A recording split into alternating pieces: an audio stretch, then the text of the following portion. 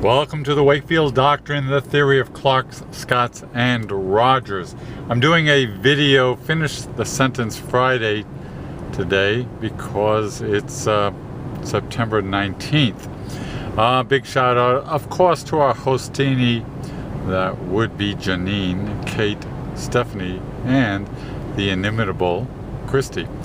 So the finish the sentence unfinished part or the finished part. Let's do the setup. The setup is, I totally deserve a medal when or the last time I guess the focus is on I deserved a medal because of something I did.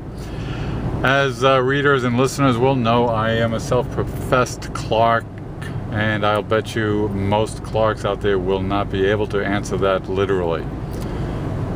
For a number of different reasons, which I may come back to when I get done with what I will submit. What I will submit is I will nominate somebody else for a medal. My wife Phyllis, I'll totally nominate her for a medal for what she did. Here's the setup. Never mind the time. Our previous dog. We've always had a one-dog family. Her name was Bella. Bella was a German Shepherd, and as luck would have it, she was our second dog. The first one's the Ola that you always see around the Doctrine.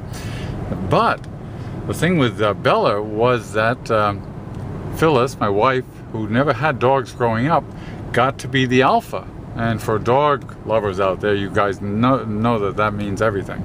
To be the alpha for a dog is to have you be the world to them. It's an excellent relationship, and we didn't try for it, but it just worked out. So Bella was Phyllis's dog, and Bella had issues right from the start. Bella had a mild form of what's called megaesophagus, which means the problem with the esophagus. Full-scale problems kill the dog right away. Mild problems, they just have trouble through their life with throwing up. And Bella had those problems, but Phyllis was her alpha. So Phyllis took care of Bella through her 10 years of life. I like that, with the constant throwing up and all like that. Towards the end, this is where the medal part comes in. This is where I'm going to nominate Phyllis for a medal. Not that she would say that, it's appropriate, but she's not here, is she? Towards the end, Bella started to get really sick, and it was all focused on that megaesophagus, the esophagus problem.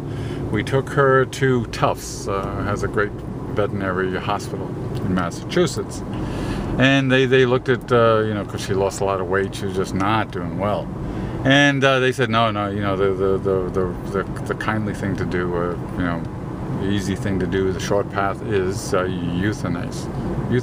Anyway, Bill said no. The alternative was a feeding tube, which you can do with dogs as much as you can do with humans. And so we opted for that. we also opted for oxygen. There's a whole story in that I'll tell you some other time, because we had to go to some bastard who owned a medical supply place in Narragansett, Rhode Island, was a real jerk about it, because we went renting, that home oxygen tank thing, and then he found out it was for a dog, and the guy turned into a jerk. I'll try to think of the name so I can tell you that. Anyway, we got that, and short form is Bella enjoyed 6 months of healthy life. It wasn't that indulgence of, oh my God, we can't let her go, as you'll see at the end of the story. She bounced back. The doctors were amazed. She put on weight. She got healthy again. And I'll leave the story of what's involved in feeding tubes with dogs.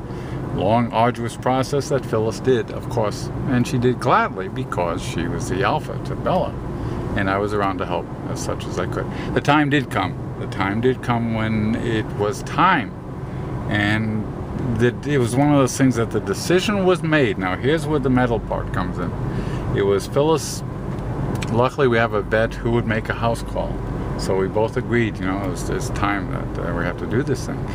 The thing that the medal comes from is the fact that Phyllis did manage the mood. Despite how horrible the day was going to end up, she projected the mood of calm something. And Bella picked up on it because, of course, that's who that mood was for. That's what you do that kind of thing for. So that's what I would say a person would deserve a medal for, even though the people involved would not.